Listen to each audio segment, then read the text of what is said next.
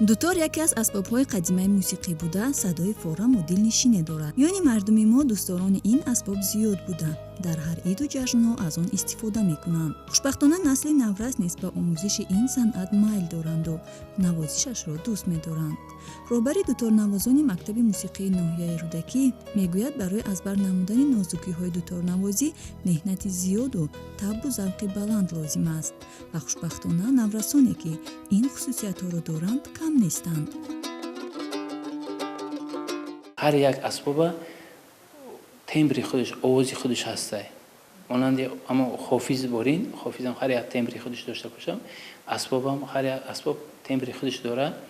дуторам ай пеш мен одама ҷалб карда мебиёд. ина фортепиано мисол як ҷо бурда натонед, дутора бурда метонед. зарбам худаш метиҳад, навозишам худаш мекунад. ира чиз мушкилтар аст.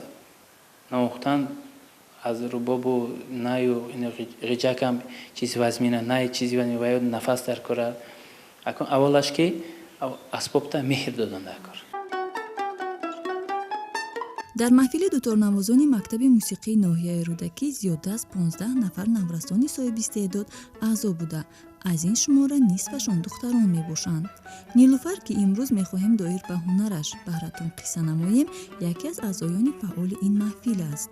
нилуфар хонандаи синфи нуҳум буда. дар баробари таҳсил дар муассисаи таҳсилоти миёнаи умумӣ инчунин ба омӯзиши асбобҳои мусиқӣ низ машғул аст. духтароқати якҷо омада гуфт ки маълимҷон ҳамиҷа синфи дутор боша, ман дуторда камтар ҳавас дорум. ҳамин ансамбли духторнавозоро дидагӣ будум. намедонам аку бобиш гуфта вай карда таъриф кардагӣ бошад ё бивишон таъриф карда бошад. ҳай дугонашон хати аз як синф нилуфар, меҳрона, ситора якҷо омада хондан. гуфтум ки духтарам, санъат ҳамин хел чиз аст ки ин монанди айдуруни ҳамуқ санг аз як дона гавҳар ёфтан аст. барое ки ҳар касам санъаткор шида наметонад. шунаванда шида метонад, лекин санъаткор не.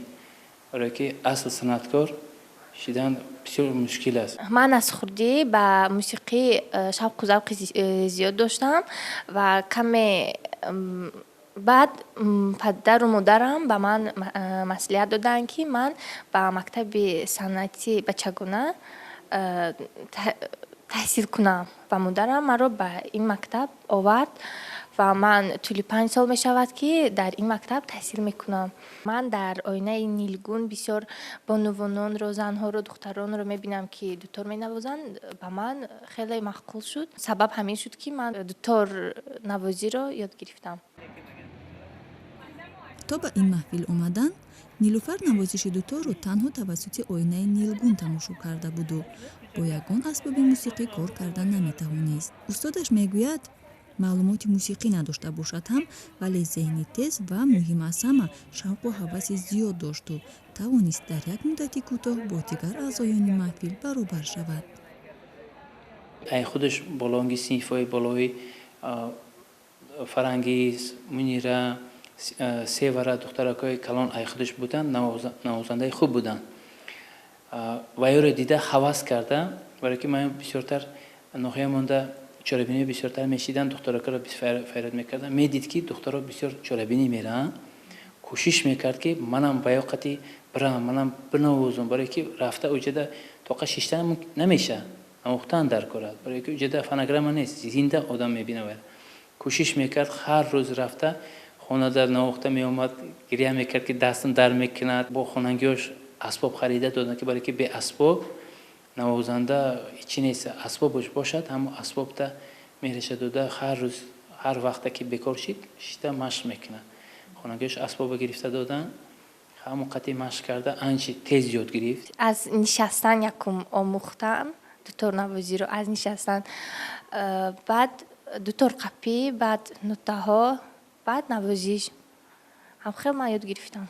баъд аз дуторнавозӣ ман метавонам дар дигар асбобҳо низ омӯхтам дигар асбобҳоро, масалан рубоби бадахшонӣ, тавлак, дутори хурд, думбра. аз ҳама бештар қиинтараш ба ман дутори бас мебошад, ки ӯ пардаҳояш хеле калон буда, хеле ки ба ман мушкил аст навохтани он.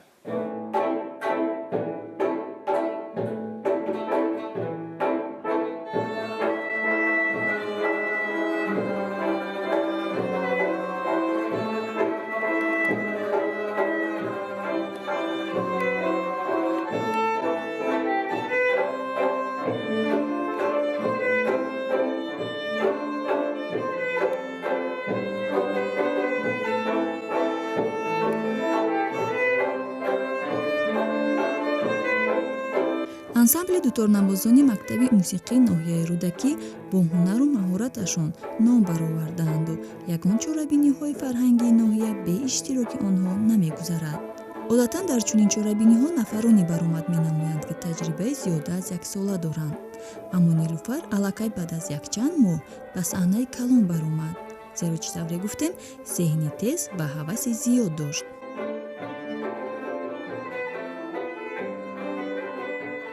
аввалин концертам дар ҳамин ноҳияи худамон буд, иди кӯдакон буд.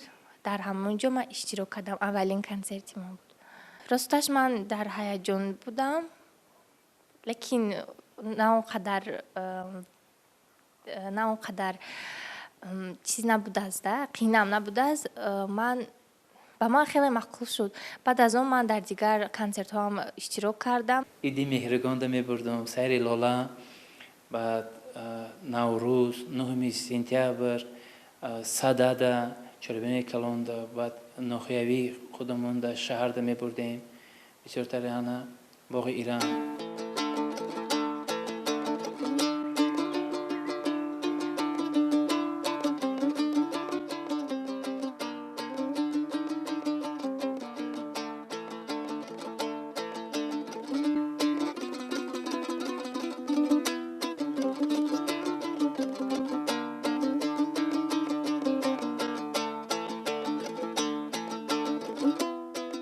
то имрӯз нилуфар дар баробари чорабиниҳои фарҳангии ноҳия, инчунин дар озмонҳои зиёди ноҳиявию ҷумҳуриявӣ ва телевизионӣ низ иштирок намудааст. ҳарчанд то зинаи охир нарасида бошад ҳам, аммо ноумед намешавад. кӯшиш менамояд ҳунарашро сайқал диҳаду камбудиҳояшро ислоҳ намояд ва соли оянда боз истеъдодашро бисанҷад.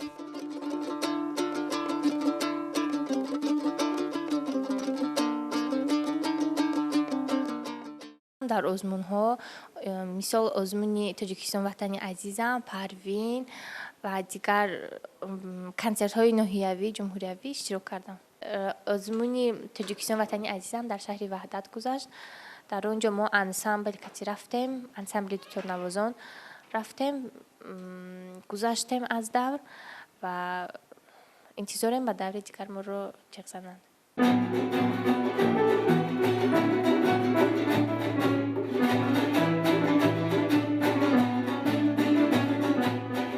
нилуфар дар синфи 9 таҳсил менамояду то хатми мактаб ва интихоби касб ҳоло фурсат дорад.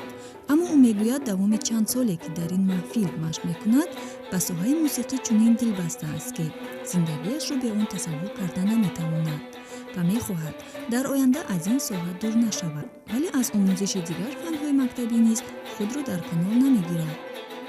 дар баробари он ки ман дуторро бисёр аз худ мекунам ва ман мехоҳам дарсҳои мактабиро ҳам дар дарсҳои мактабӣ ҳам пешқадам бошам ва ман ба дарсҳои иловагӣ алгебра, химия, рассомӣ бисёр меравам. ба рассомӣ низ ман шавқ дорам, ба кашидани манзараҳои тобистона, зимистона, баҳор шавқ дорам. мо бошем ба ин навраси соҳибистеъдоди даврони истиқлол барои амалӣ шудани орзуҳояш барор мехоҳему бовар дорем, ки бо донишу меҳнати ҳалол зинаҳои боз ҳам баландтарро фатҳ менамояду дар ҳақиқат ҳам муаррифгари санъати волои тоҷик дар арсаи ҷаҳонӣ мегардад.